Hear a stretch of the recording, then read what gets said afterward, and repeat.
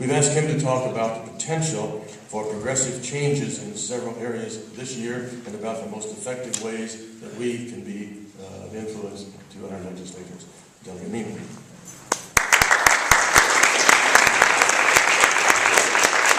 Thank you. I'm glad somebody remembers In These Times, which is still published actually, but I'm actually the founding managing editor.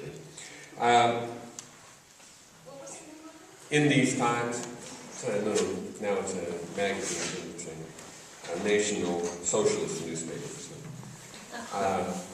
promoting democratic socialism. It's a very relevant concept, but I'm going to get into that one today. I know we've been passing around cards, so there are a lot of questions. I got a long list of things I could talk about, but I'm not going to do that. Let me just say one thing in terms of what is the most effective way you can advance the 3 goals you have and the millions of other ones that I know you share. And the answer to that, I think, in this year is get involved in the election process. Now, that's not the normal way we think about it on the left. I was thinking coming over here, there's a real difference between the right and the left on these issues, or progressives and conservatives, however you want to define that, is, the right doesn't really care about facts and the truth and the issues. And I don't say that cavalierly. I mean, they have their ideology and their issues and their concerns and their set of facts that go with that. But they understand that it's not about the process. It's not about the debate that goes on. It's about putting people in power. Right. Because when it all comes down to it, it's the people in the legislature, or at the state level, so the 47 senators and 141 delegates, who decide these issues. And that's done in a very different kind of framework than, the public debate. We can talk all that we want about philosophy and issues and so forth. But it's the individuals that make the decision. So we win. Rich mentioned the Senate being the problem. Well, it's not because it's the Senate. It's because the individuals that sit on the Senate, there's not a majority of people there who support the things we want. And that's, not an accident. I mean, people get elected, based on people going out and working for them and raising money for them and organizing grassroots sort of folks, or for the right, now the unlimited corporate money that they're dump into this. And we have to meet them on that grounds. So our focus, I would say, I'm not saying not pay attention to the things we do in all these issues, but this is a critical year because it's an election year.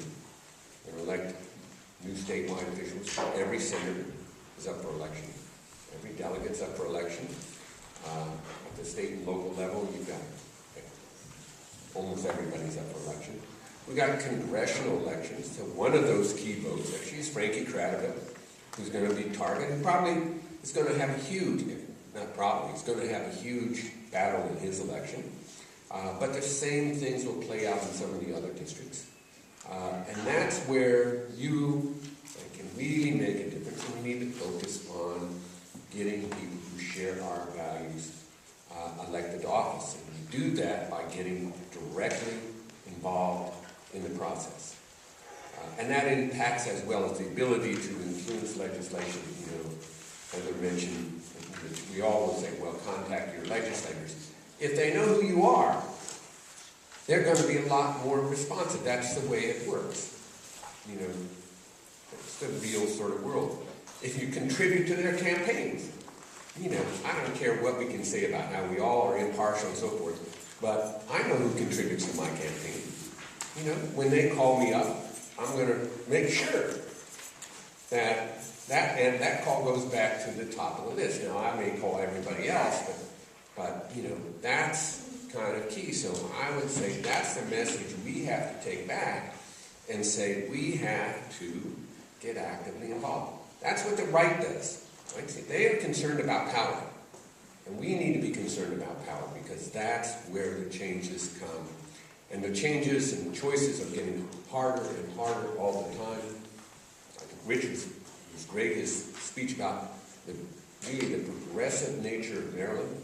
And even in the worst of times, we've made substantial gains in healthcare, in the environment, even in issues of key, even in the issue of protection for same-sex couples. We haven't won, but we've made gains in that battle. Those are all going to be in danger unless we go out and make sure that we are prepared to counter the right, especially the Supreme Court decision.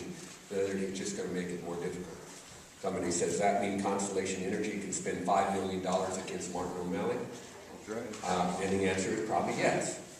So the only counter to that is going to be the things that we do. So that's kind of the last of my soapbox here. I hope we'll be able to get to some of your questions and deal with specific issues, and we can talk about all the other things later.